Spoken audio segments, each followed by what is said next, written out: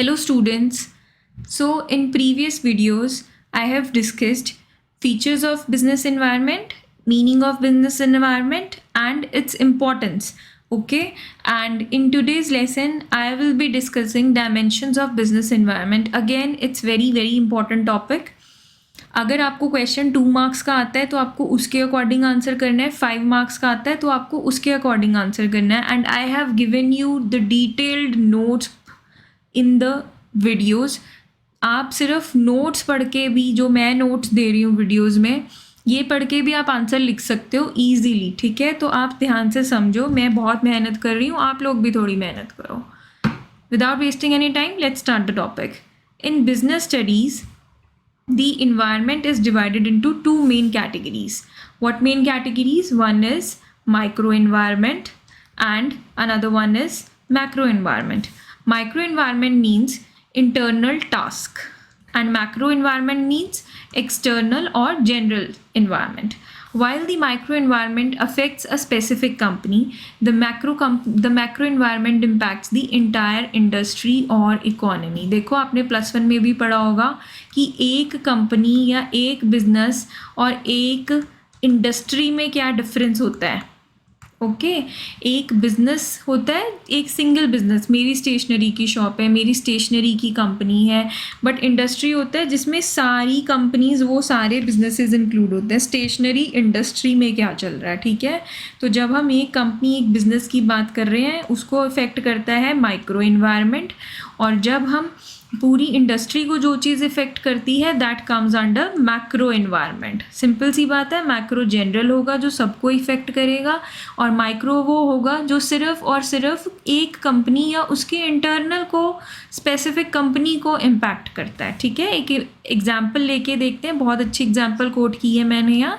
Imagine a smartphone company. Okay, if their primary supplier of screen raises prices, only that company's profit margin is hit.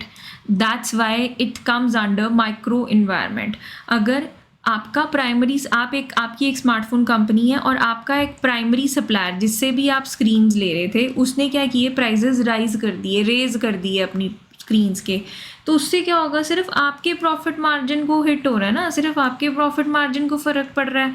तो ये आ गया micro environment के under. Okay, अगर वही आपकी company, और अगर गवर्नमेंट क्या करे, इफ़ द गवर्नमेंट, कोई गवर्नमेंट लीगल या पॉलिटिकल पॉलिसी ऐसी ले आए जिसमें इंक्रीज़ कर दिया, जैसे उसने GST इंक्रीज़ कर दिया सभी मोबाइल फ़ोन्स पे, तो अब क्या होगा, जितनी भी इंडस्ट्री में, जितनी फ़ोन इंडस्ट्री में ब्रांड्स हैं, कंट्री में हैं, जितने भी इंडस्ट्री में हैं, उन सबको क्या करना पड़ेगा, अपना प्राइस राइज करना पड़ेगा. सब पे इम्पैक्ट पड़ा. That comes under macro environment. Okay, जो सारी इंडस्ट्रीज़ को इफ़ेक्ट करता है और जो सिर्फ स्पेसिफिकली एक इंडस्ट्री को इम्पैक्ट करता है, that comes under micro. Next, अब हम बात करेंगे इस वीडियो में डिटेल में माइक्रो इन्वायरमेंट के बारे में. बहुत इंपॉर्टेंट टॉपिक है, इजी करके समझाऊंगी. ये थोड़ा टफ टॉपिक है, अगर आप नहीं समझ पाओगे ना, ये बुक से नहीं समझ आने वाला है फिर आपको. ठीक है, ये मुझे ही समझाना है आपको, तो आप ध्यान से समझो.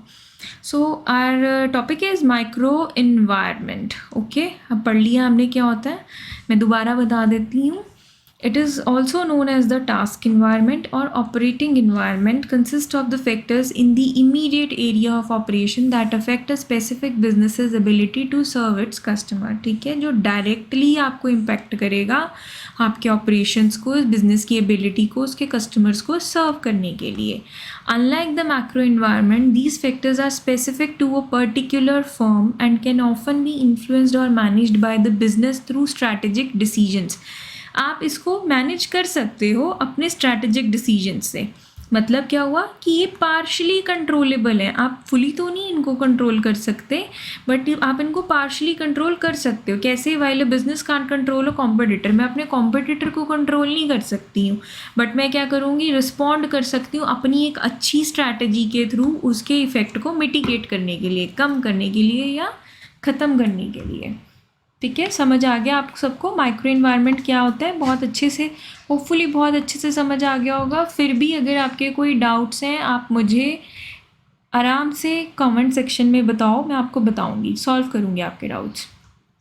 Next is customers. मतलब अब हम माइक्रो इन्वायरमेंट को डिटेल में बात करने वाले हैं, ठीक है। तो माइक्रो इन्वायरमेंट में सबसे पहले क्या आता है, कस्टमर्स। हमारे कस्टमर्स कैसे इम्पैक्ट करते हैं हमारे बिजनेस इन्वायरमेंट को, हमारे बिजनेस को। Customers are the most important component because a business can not survive without them. Business कैसे चलेगा, कस्टमर ही नहीं, आप अपने प्रोडक्ट किसको बेचोगे, अपनी सर्विसेज किसको सेल करोगे, ओके।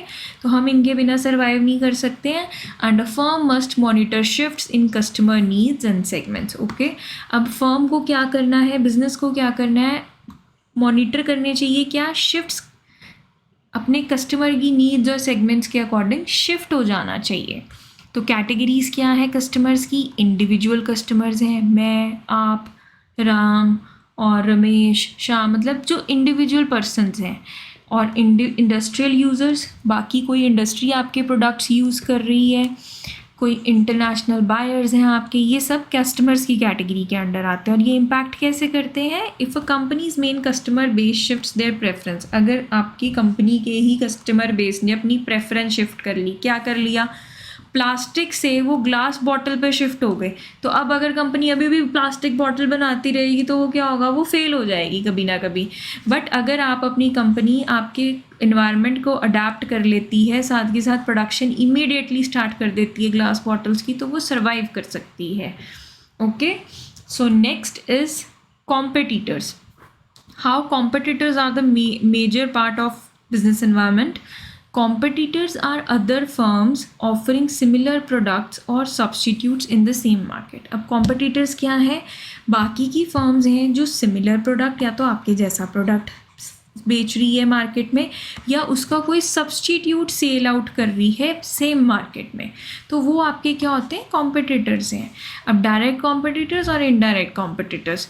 अब डायरेक्ट कॉम्पिटिटर्स कौन से होंगे, firm selling the exact same product, जो सेम प्रोडक्ट बेच रही है। जैसे सॉफ्ट ड्रिंक्स की 2 कंपनीज हो गई, पेंसिल की कंपनीज हो गई अलग अलग, पेन्स की हो गई, ठीक है। Example Coca Cola versus Pepsi, तो ये डायरेक्ट कॉम्पिटिटर्स हैं। इनडायरेक्ट कॉम्पिटिटर्स क्या होते हैं, अब firms competing for the same consumer spending, जो सेम कंज्यूमर स्पेंडिंग के लिए कम्पीट कर रहे हैं, जैसे कि एक मूवी थिएटर और एक वीडियो गेम लॉन्च, ठीक है।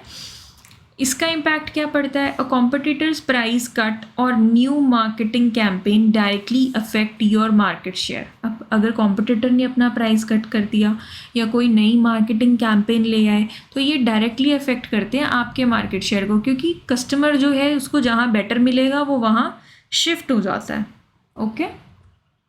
Next is suppliers. सप्लायर्स क्या होते हैं पता ही है, जो हमें रॉ मटेरियल प्रोवाइड करते हैं, जो हमें इक्विपमेंट प्रोवाइड कर रहे हैं, जो हमें बाकी कंपोनेंट्स प्रोवाइड कर रहे हैं हमारी प्रोडक्शन को चलाने के लिए, हमारे बिजनेस की प्रोडक्शन को चलाने के लिए। अब इसकी इम्पोर्टेंस क्या है, what is this importance, what is the importance of suppliers, reliability, हम रिलायबल हो सकते हैं उन पे। Cost effectiveness of suppliers determine the smooth functioning of a business. अगर एक बिज़नेस अपने रॉ मटेरियल के लिए, इक्विपमेंट के लिए, कंपोनेंट्स के लिए बाकी के रिलायबल हो सकता है किसी सप्लायर पर, उसकी कॉस्ट इफेक्टिवनेस भी निकल सकती है, तो वो कितना स्मूथ फंक्शन करेगा। बट अगर मुझे हर बार अपना रॉ मटेरियल मैनेज करना पड़ रहा है, अपनी कॉस्ट उसके साथ प्राइसिंग डिसाइड करनी पड़ रही है, तो मुझे कितना डिफ़िकल्ट हो जाएगा, है ना। तो एक बिज़नेस के लिए अगर एक रिलायबल और कॉस्ट इफेक्टिवनेस ऑफ सप्लायर्स मिल जाता है तो स्मूथ फंक्शनिंग होती है। अब इसका क्या इम्पैक्ट होता है, अब आप ये तो इसी पॉइंट से समझ आ गया इसकी इंपॉर्टेंस है।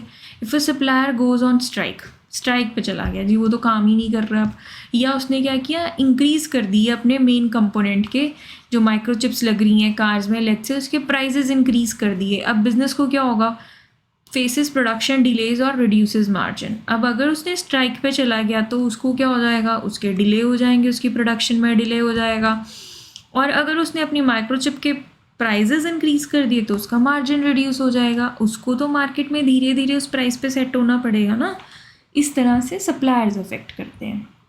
Next is marketing intermediaries. अब नाम से ही पता चल रहा है क्या होता है मार्केटिंग इंटरमीडियरीज।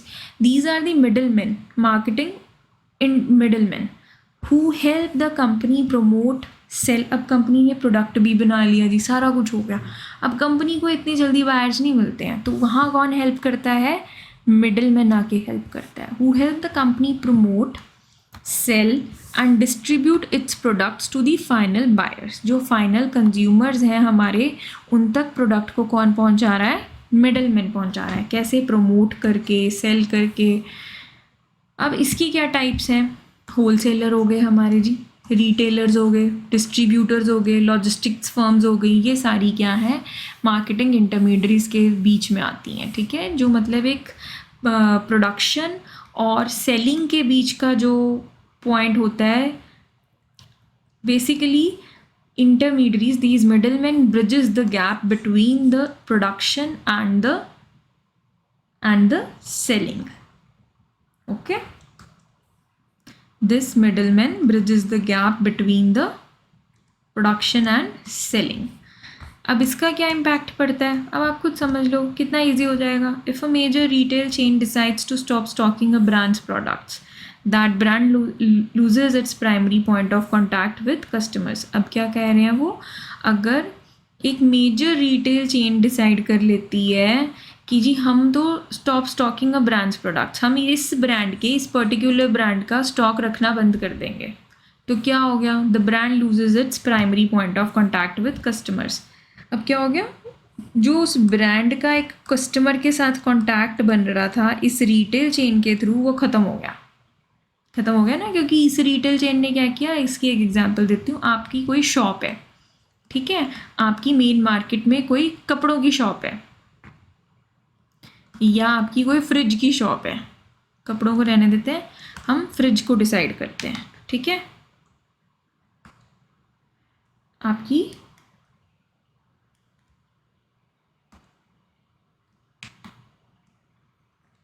आपकी फ्रिज की शॉप है, ठीक है। अब आपकी कंपनी ने क्या डिसाइड कर लिया कि आपकी शॉप ने क्या डिसाइड कर लिया कि जी हम तो LG कंपनी के फ्रिज रखना ही बंद कर देंगे। अब क्या हुआ? LG वो ब्रांड है, ठीक है। अब इस LG का कौन रिलेशन बना रहा था कस्टमर्स के साथ? आपकी दुकान जो मेन मार्केट में थी, आपने ही इसको रखना बंद कर दिया, इसका स्टॉक रखना बंद कर दिया, तो क्या हो गया? आपका कस्टमर का जो एक लिंकिंग पॉइंट था वो ख़त्म हो गया, ठीक है। तो इस तरह से इंटरमीडियरीज जो होती हैं वो बहुत इंपॉर्टेंट होती है एक ब्रांड को, एक बिजनेस को चलाने के लिए। Next is publics. Public itself is the major part or the main part of the business environment. How a public is any group that has an actual or potential interest in or impact on an organization's ability to achieve its objectives. क्या कह रहे हैं? Public ऐसा कोई भी group है जिसका actually कोई इंटरेस्ट है या उनकी पोटेंशियल है उस बिजनेस के ऑब्जेक्टिव्स को अचीव कराने के लिए। जैसे मीडिया पब्लिक हो गई हमारी, newspaper, social media influencers who can build और डिस्ट्रॉय ब्रांड रेपुटेशन। समझ रहे हो आप कि जब न्यूज़पेपर और सोशल मीडिया इन्फ्लुएंसर्स क्या कर सकते हैं? उसकी रेपुटेशन बना भी सकते हैं और डिस्ट्रॉय भी कर सकते हैं। बहुत अच्छी एग्जांपल्स कोट की हैं, बहुत अच्छे तरीके से मैंने बता रखा है आंसर्स कैसे लिखने हैं, प्लीज़ इसी तरह से लिखना। नेक्स्ट है लोकल पब्लिक्स। लोकल पब्लिक्स कैसे? Neighbourhood residents and community organisations, ये सारी चीज़ें आती हैं इसके अंडर। फाइनेंशियल पब्लिक्स आती हैं, banks, shareholders who influence the company's ability to obtain funds, ठीक है। तो ये आज का हमारा टॉपिक था। अब हम नेक्स्ट टॉपिक में पढ़ेंगे डायमेंशंस ऑफ मैक्रो एनवायरनमेंट। तो अब मैंने आज आपको क्या पढ़ाया है कि डायमेंशंस बिजनेस की एनवायरनमेंट की क्या है? मेन है माइक्रो एंड मैक्रो, डिवाइड कर सकते हैं। माइक्रो क्या होती है? जो स्पेसिफिकली किसी को इम्पैक्ट करती है। मैक्रो होती है जो जनरली इंडस्ट्री लेवल पे इम्पैक्ट करती है। माइक्रो इन्वायरमेंट के आज हमने पार्ट्स पढ़े हैं। फिर उसके बाद ठीक है क्या पढ़ा माइक्रो में? Customers, competitors, suppliers, marketing intermediaries and publics. Okay, so I hope you understand the lesson, today's topic, and keep learning. Subscribe to my channel if you like watching my lessons.